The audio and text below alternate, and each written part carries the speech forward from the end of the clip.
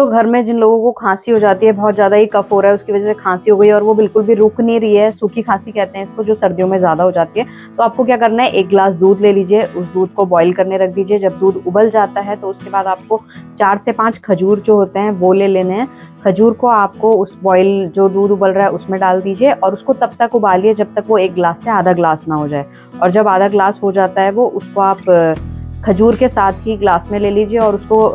दूध को पी लीजिए और उसके साथ जो खजूर है उसे भी खा लीजिए। इससे जो आपकी सूखी खांसी है, गले में जो रैशेज हैं, गले में जो दर्द हो रहा है, उन सभी से आपको बहुत जल्दी आराम मिलेगा।